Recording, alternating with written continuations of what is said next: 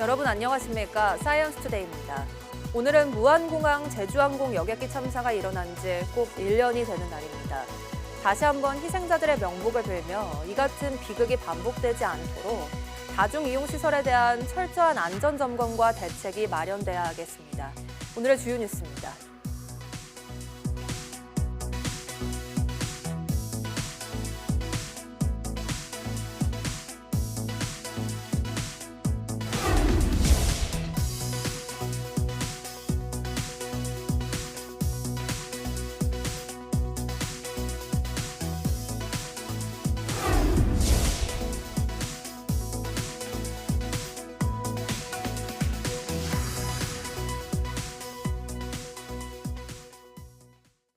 지구온난화가 계속될 경우 앞으로 매년 많게는 빙하 4,000개가 사라질 수 있다는 경고가 나왔습니다.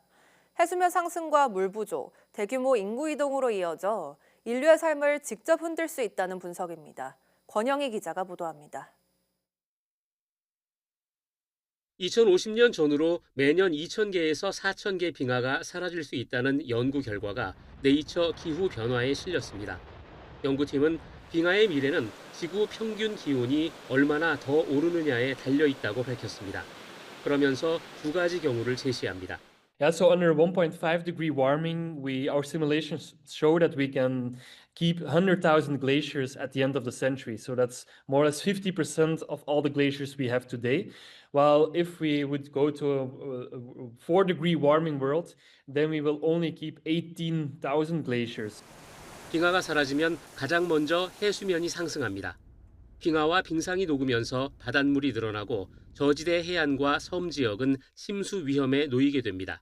What are the ice sheets doing at the moment? And what does that tell us about them? And as I say, they're losing 400 billion tons of ice per year. 빙하는 전 세계 수억 명이 의존하는 천연 물 저장고입니다. 빙하가 줄면 여름철 강과 호수의 물이 줄어들고 농업과 식수 공급에도 타격을 줍니다. 이렇게 되면 인구의 대규모 이주가 불가피해집니다. 게다가 기후의 자연 기록장이라는 빙하의 중요한 역할도 잃게 됩니다. Which means that water can percolate into the firn, that's the compacted snow that is on top of the firm ice, and therefore contaminate the climate signals. 빙하는 기후 변화가 더 이상 미래의 문제가 아니란 걸 보여주는 가장 분명한 신호입니다. 지금 우리의 선택과 노력이 미래 인류의 삶의 조건을 결정합니다. YTN 권영입니다. 우리나라 해수면이 36년 동안 11.5cm 정도 높아진 것으로 나타났습니다. 국립해양조사원은 전국에 있는 21개 조위 관측소에 1989년부터 2024년까지 관측 자료를 분석했더니 해수면이 연평균 3.2mm 수준으로 꾸준히 올라 모두 11.5cm가량 올랐다고 밝혔습니다. 서해안과 동해안이 1년 평균 3에서 3.6mm, 남해안이 2.6에서 3.4mm 수준의 상승률을 보였습니다. 이런 변화는 지구온난화에 따른 해수 열팽창과 빙하 빙상 융해, 대기와 해양 순환 변화 등이 복합적으로 작용한 결과로 보입니다. 학교나 공장 등 집단 급식이 이루어지는 현장에서는 식중독균을 빠르게 검사하는 기술이 필수인데요. 국내 연구팀이 여러 장비를 통합하고 자동화해 현장에서 손쉽게 식중독균을 검출할 수 있는 기술을 개발했습니다. 김은별 기자입니다. 오염된 음식의 세균이 몸속에서 복통과 설사, 구토 등을 유발하는 식중독. 하지만 식중독균을 검사하기 위해 균을 배양하는 경우에는 최소 2일에서 최대 일주일이 걸립니다. 또 유전자 증폭 검사는 시간을 대폭 단축할 수 있지만 분리, 정제, 증폭 검출 과정에서 전문 분석 장비가 필요합니다. 이에 국내 연구팀이 식중독균을 하나의 장비로 현장에서 빠르게 검사할 수 있는 기술을 개발했습니다. 먼저 음식물에 고속 프로펠러를 회전시켜 식중독균을 빠르게 분리하게 됩니다. 분리된 식중독균은 높은 온도에서 증폭 과정을 거치는데 온도 조절 블록을 3배로 늘려 복제 시간을 3분의 1로 단축했습니다. 이 모든 과정이 하나의 모듈로 통합돼 자동화 시스템으로 작동됩니다. 비전문가도 현장에서 버튼 한 번만 누르면 모든 과정이 자동으로 수행되고 결과를 볼 수 있습니다. 장비를 최적화하여 장비 비용 및 검사 비용을 획기적으로 낮췄습니다. 연구팀은 이 기술을 실용화한다면 학교 급식시설과 식품 제조시설 등 현장에서 비전문가도 손쉽게 식중독 검사를 진행할 수 있을 것으로 기대했습니다. YTN 사이언스 김은별입니다. 불이 났을 때 유독가스가 치명적인데요. 물을 뿌리며 순식간에 연기도 빨아들여 화재 현장의 인명피해를 줄이는 시스템이 개발됐습니다. 김범환 기자가 보도합니다. 지난 2014년 세월호 참사 뒤 전라남도 교육청이 마련한 안전체험학습장입니다. 화재나 교통, 생활 등 안전의 모든 것을 체험할 수 있는 곳에 새로운 소방설비 600여 개가 설치됐습니다. 연간 15,000여 명의 학생 및 교직원, 지역 주민들이 방문하는 우리 안전체험학장의 안전을 위해서 연기를 흡입할 수 있는 재현형 스프링클러를 설치했습니다. 화재 피해자 70%의 직접 사망 원인은 유독가스 질식입니다. 그런데 발명된 지 150년이 된 스프링클러는 물만 뿌리는 한계가 있었습니다. 그래서 스프링클러 헤드에 실린더를 달아 압력의 차이로 연기도 순식간에 빨아들이는 기술이 개발됐습니다. 새로 개발된 스프링클러는 한국전력의 국제 원자력 안전대학원 대학교 등 모두 4곳에 먼저 설치됐습니다. 물이 분사된과 동시에 연기 유독가스가 자동으로 흡입돼서 희석용에 대해서 저감하는 그런 성능을 발휘합니다. 이러한 성능으로 인해서 인명피해를 최소화할 수 있고 재산피해 등 사회적 비용을 최소화할 수 있는 기능을 할 수 있다고 생각합니다. 앞으로는 인공지능을 활용해 연기나 열을 감지해 작동하는 스프링클러의 위치를 곧바로 소방서로 알려주는 시스템도 선보일 예정입니다. YTN 김범환입니다. 페루에서 척추가 서로 붙은 채 미숙아로 태어난 샴쌍둥이 여아를 떼어내는 수술이 성공했습니다. 쌍둥이 아일라니와 알리프 팔라시오스 피코는 현지 시간 지난 18일 산보르아 국립아동보건연구소에서 3시간 넘는 고난도 수술 끝에 무사히 분리됐습니다. 지난 10월 5일 태어난 쌍둥이는 사흘 만에 리마의 병원에 옮겨졌을 때 상태가 위중했고 척추관과 신경구조를 공유한 게 확인돼 수술이 상당히 복잡했기 때문에 수술 성공은 놀라운 성과라고 의료진은 평가했습니다. 쌍둥이의 부모는 의료진의 감사를 표했습니다. 찬란한 고대 문명을 이룬 이집트엔 불멸을 꿈꾼 절대 권력자 파라오와 관련된 유물도 많이 남아 있습니다. 4,500년 전 쿠프왕의 선박을 복원하는 작업이 세계 최대 규모 이집트 대박물관에서 시작돼 실시간 공개되고 있습니다. 김종욱 기자입니다. 장비를 이용해 들어올린 판자를 여러 명이 배 골격에 조심스레 끼워 맞춥니다. 4,500여 년 전 고대 이집트를 통치한 쿠프왕의 선박 2척 중 하나인 삼나무배를 복원하는 작업입니다. 쿠프왕이 세운 기자 대피라미드 남쪽 맞은편에서 71년 전 발견된 이 배는 1,650개의 나무 조각으로 이뤄집니다. 이미 조립돼 전시 중인 쌍둥이 배 옆에 놓인 42m 길이 이 배의 복원을 마치기까진 약 4년이 걸릴 것으로 예상됩니다. You are witnessing today the most important, or let me phrase it as one of the most important restoration projects in the 21st century. 이 배가 어디에 쓰였는진 확인되지 않았습니다. 쿠프왕 장례식의 운구 또는 태양신과 함께 사후 세계로 가는 여정에 쓰인 게 아닐까 전문가들은 추측합니다. 10억 달러, 약 1조 4천억 원을 들여 착공 20년 만인 11월 초 공식 개관한 이집트 대박물관은 소장 유물 약 5만 점, 세계 최대 규모입니다. It's a very big museum. I was very surprised by that. The boat as well. Like, it's very impressive to see everything they were able to do from a very early age or time period. 하루 평균 15,000명, 최다 27,000명까지 방문객이 몰린 것으로 집계됐습니다. 이집트 정부는 이 박물관이 국내 총생산의 약 9%를 차지하고 약 200만 명이 종사하는 관광산업 부흥에 큰 몫을 할 것으로 기대하고 있습니다. YTN 김종욱입니다.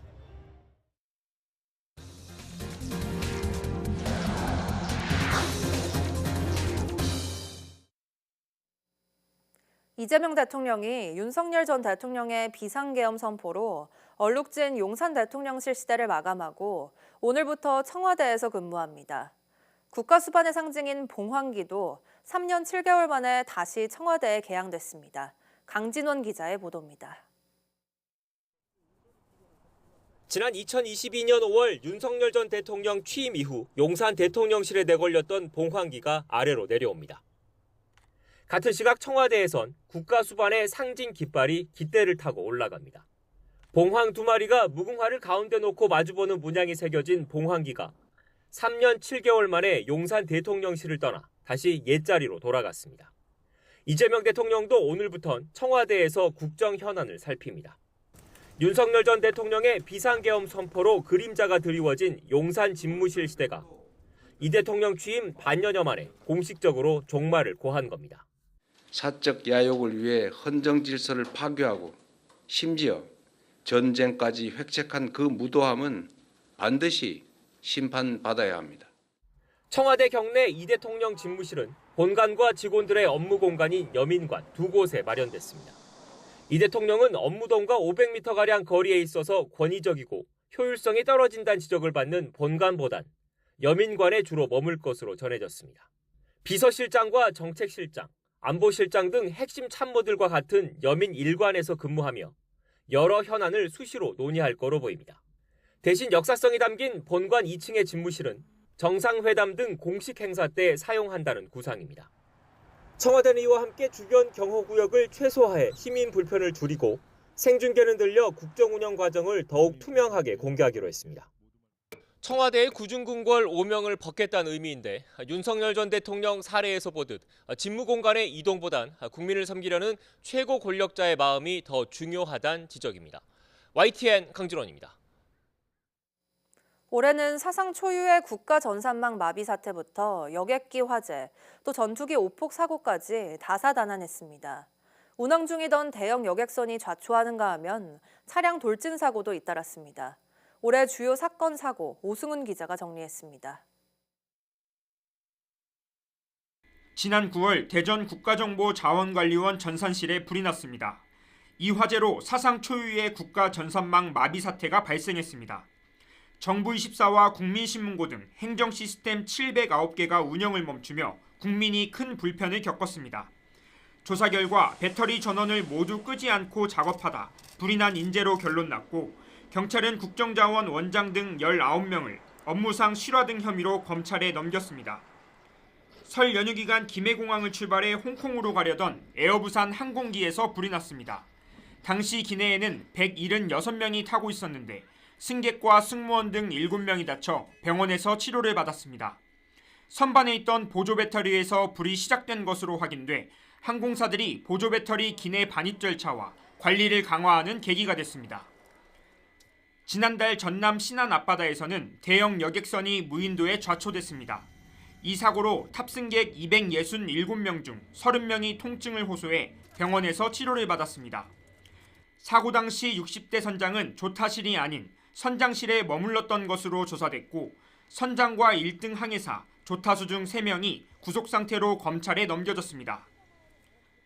지난 3월 경기 포천에서는 한미 연합훈련 중이던 공군 전투기에서 발사된 폭탄 8발이 민가에 떨어졌습니다. 이 사고로 민간인 40명과 군인 26명 등 66명이 다쳤고 건물 200여 채가 파손되는 재산 피해가 났습니다. 조종사들이 전투기에 표적 좌표를 잘못 입력한 데다 좌표 재확인 절차를 이행하지 않아 발생한 최악의 민가 오폭 사고로 기록됐습니다. 갑작스러운 차량 돌진 사고도 잇따랐습니다. 지난달 경기 부천 제1시장에서는 60대 운전자가 몰던 1톤 화물차가 상점 쪽으로 돌진해 4명이 숨지고 18명이 다쳤습니다. 같은 달 제주 우도 천진항에서도 60대 운전자가 몰던 승합차가 배에서 내리던 중 돌진해 관광객 등을 덮쳐 3명이 숨지고 11명이 다쳤습니다. 부천 운전자는 변속기와 가속 페달을 잘못 조작한 것으로 조사돼 구속 상태로 검찰에 넘겨졌고, 제주 운전자는 경찰 조사에서 급발진을 주장했지만 경찰은 여러 가능성을 열어두고 수사를 이어가고 있습니다. YTN 오승훈입니다. 정부가 12.29 여객기 참사를 계기로 전국 7개 공항의 방위각 시설 개선을 발표했는데요. 연내 완공을 약속했지만 1년이 지난 현재 절반가량만 완료된 것으로 나타났습니다. 활주로 이탈 방지 시설은 2028년은 돼야 도입이 가능할 전망입니다. 차유정 기자입니다. 12.29 여객기 참사 피해를 키운 원인으로 지목된 방위각 시설 로컬라이저. 연초 정부는 무안공항을 포함해 충돌 피해를 일으킬 수 있는 전국 7개 공항 9개 시설물에 대해 연내 개선을 완료하겠다고 약속했습니다. 특별 안전 점검 결과를 토대로 공항 시설 안전 개선 방안을 수립하고 즉시 추진할 예정입니다. 1년이 지난 지금 진행 상황은 어떨까? 7개 공항 가운데 약속대로 연내 공사가 완료된 공항은 광주, 포항, 경주와 31일 완공되는 여수 등 3곳뿐입니다. 4개 공항은 아직입니다. 우선 김해와 사천공항은 개선해야 할 방위각 시설이 2개로 1개씩 순차적으로 공사하느라 늦어졌습니다. 동시에 철거할 경우 안전성이 우려됐다는 게 국토부 설명입니다. 무안공항은 유가족들이 진상규명을 요구하며 현장을 지키고 있어서 아직 그대로인 상황이고, 제주공항은 강풍과 해무 영향 때문에 내년 8월에야 공사를 진행할 수 있습니다. 제주공항의 이용객들이 경주 포항공항 이용객보다 훨씬 많습니다. 그러면 거기에 대한 위험성 평가 같은 걸 해서 우선순위를 매겨줘야 됨 불구하고, 방위각 시설 개선과 함께 정부가 발표했던 또 다른 대책은 활주로 이탈 방지 시설 이마스였습니다. 항공기가 착륙 후 활주로를 벗어날 경우 시멘트 블록 등이 파괴되면서 속도를 줄이는 장치로 포항, 경주 등 4개 공항에 도입이 검토됐는데 아직도 기본계획 수립 용역 단계에 머물고 있습니다. 정부 관계자는 해외 제작사가 공급하는 만큼 발주와 계약 절차 등을 거치면 시간이 필요해 2028년 도입을 목표로 하고 있다고 설명했습니다. 공항별 구조적 제약이나 현실적인 어려움 등 불가피한 사유 때문이라고 정부는 해명하지만 인프라 개선이 항공 안전과 직결되는 시급한 사안인 만큼 속도감 있는 추진이 필요해 보입니다. YTN 차유정입니다. 쿠팡의 실질적 소유주인 김범석 쿠팡 INC 의장이 내일부터 이틀간 열리는 국회 연석 청문회에 또 출석하지 않겠다는 뜻을 전했습니다. 국내 여론이 악화하면서 김 의장은 개인정보 유출 사태 이후 한 달 만에 처음으로 공식 사과문을 냈습니다. 김태민 기자의 보도입니다. 미국에 거주 중인 김범석 쿠팡 INC 의장이 또다시 국회에 출석 불가를 통보했습니다. 김 의장은 불출석 사유서에서 연석 청문회가 열리는 오는 30일부터 이틀간 기존 일정이 있어 부득이하게 국회 출석이 어렵다고 밝혔습니다. 함께 증인으로 채택된 동생 김유석 쿠팡 부사장과 강한승 전 쿠팡 대표 역시 불출석 사유서를 제출했습니다. 핵심 관계자들의 청문회 불참이 잇따르자 쿠팡이 사회적 책임을 회피한다는 비판의 목소리도 높아졌습니다. 한국 자체를 무시하고 있다는 생각이 들더라고요. 한국말 하나도 못하는 사람을 고용해서 나 한국말 몰라요. 이렇게 얘기하는 거 진짜 예의가 아니라고 생각합니다. 악화하는 국내 여론을 의식한 듯 김범석 의장은 불출석 소식이 알려진 지 3시간 만에 개인 명의 사과문을 배포했습니다. 김 의장은 이번 개인정보 유출로 국민께 매우 큰 걱정과 불편을 끼쳤다며 쿠팡 전체 임직원을 대표해 진심으로 사과한다고 말했습니다. 상황 해결과 2차 피해 방지에 몰두해 자신의 사과가 늦었던 것도 잘못된 판단이었다며 자세를 낮췄습니다. 이어 서둘러 고객 보상안을 마련하고 세계 최고 수준의 보안 체계를 구축하겠다며 사태 수습 방안도 내놨습니다. 하지만 유출자가 저장한 고객 정보가 3,000건에 불과하고 외부 유포나 판매도 없었다는 기존 자체 조사 결과를 거듭 주장해 정부와의 입장 차이를 분명히 드러냈습니다. YTN 김태민입니다. 쿠팡과 다이소가 납품업체로부터 상품을 받은 뒤 법정 기한인 60일을 거의 다 채우고서 대금을 지급한 것으로 조사됐습니다. 영풍문고의 경우 기한을 넘겨서 납품업체가 현금을 손에 쥐도록 한 것으로 나타났습니다. 공정거래위원회가 대형 유통업체의 대금 지급 실태를 조사한 결과 납품업체와 직매입 거래를 하는 기업 가운데 쿠팡은 평균 52.3일, 다이소는 59.1일, 컬리는 54.6일, 홈플러스는 46.2일이 지나 납품업체에 대금을 지급한 것으로 나타났습니다. 현행 대규모 유통업법은 대규모 유통업자가 상품을 받으면 60일 이내에 대금을 주도록 규정하고 있는데 법정 기한을 거의 꽉 채운 셈입니다. 경찰청은 상습 음주운전자가 면허를 다시 딸 경우 음주운전 방지 장치를 부착하도록 하는 조건부 면허 제도를 내년 10월부터 시행한다고 밝혔습니다. 최근 5년 내 2차례 이상 음주운전에 적발된 운전자가 결격기간 2년이 끝난 뒤 면허를 재취득할 경우에 해당합니다. 경찰청은 또 약물 측정 불응죄를 새로 도입하고 약물 운전 처벌 기준을 5년 이하의 징역 또는 2천만 원 이하의 벌금으로 높이며 약물 운전으로 단속될 경우 운전면허를 취소하도록 하겠다고 밝혔습니다. 제2종 운전면허 소지자가 자동차 보험 가입 증명서 등으로 실제 운전 경력을 입증한 경우에만 적성 검사 후 1종 면허를 발급받을 수 있도록 제1종 면허 발급 기준도 강화했다고 설명했습니다. 비트코인을 송금했는데 갑자기 사라졌다면 당황할 텐데요. 알고 보니 컴퓨터에 깔아둔 불법 윈도우 인증 프로그램이 원인이었습니다. 여기에 악성 코드를 심어 가상자산 17억 원어치를 빼돌린 외국인 해커가 국내에 송환됐습니다. 김승환 기자가 보도합니다. 경찰이 문을 열고 집 안에 들어갑니다. 우리 경찰이 리투아니아에서 현지 수사당국과 함께 압수수색 영장을 집행하는 장면입니다. 이 리투아니아 남성은 3년 가까이 234개 국가에서 8,400차례에 걸쳐 가상자산 17억 원을 가로챈 혐의를 받고 있습니다. 한국인 8명도 1,600만 원 피해를 봤습니다. 불법 윈도우 인증 프로그램을 내려받은 사람들이 가상자산을 보내면 수신 주소가 자동 변경되게 하는 메모리 해킹 수법이 사용됐습니다. 윈도우 정품 인증을 우회하려고 내려받은 불법 프로그램에 악성 코드를 심어둔 겁니다.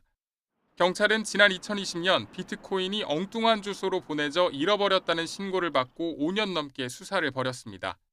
이 남성은 리투아니아에서 조지아로 입국하던 중 조지아 경찰에 체포됐고 우리 측 범죄인 인도 요청에 따라 국내로 송환돼 구속됐습니다. 그 씨를 컴퓨터 등 사용 사기죄로 체포하겠습니다. 경찰은 악성 프로그램으로 인한 다양한 피해를 예방하기 위해 출처가 불분명한 프로그램을 주의해달라고 당부했습니다. YTN 김승환입니다. 우리 기업들이 내년 1월에도 국내 경기가 어려울 것으로 예상하면서 46개월 연속 부정적인 전망이 이어졌습니다. 한국경제인협회는 매출액 기준 600대 기업을 대상으로 내년 1월 기업 경기 실사지수를 조사한 결과 95.4를 기록했다고 밝혔습니다. 이 수치가 100보다 높으면 전월보다 긍정적인 경기 전망이, 100보다 낮으면 부정적인 전망이 컸다는 의미입니다. 기업 경기 실사지수 전망치는 지난 2022년 4월 이후 3년 10개월 연속으로 기준선 100을 하회했습니다. 업종별로는 비금속 소재와 제품 관련 업종이 64.3으로 가장 낮았고 금속 제조업과 석유화학 등도 부정적인 전망을 내놨습니다. 현금 사용액은 계속 줄고 있지만 비상금 등으로 보유한 현금은 오히려 늘어난 것으로 조사됐습니다. 한국은행은 올해 개인의 월 평균 현금 진출액은 32만 4천 원으로 4년 전보다 36%, 10년 전보다 60% 줄었다고 밝혔습니다. 하지만 개인이 상품 등을 사기 위해 소지한 일상거래용 현금의 1인당 평균 보유액은 10만 3천 원으로 4년 전보다 25.6% 늘었습니다.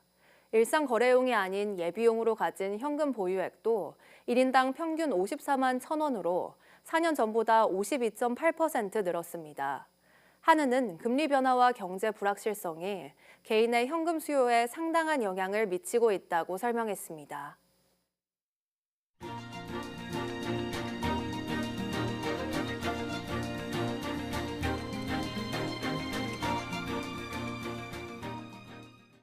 12월 29일 오전 사이언스 투데이 마칩니다. 오후 뉴스도 많은 시청 바랍니다. 시청해주신 여러분 고맙습니다.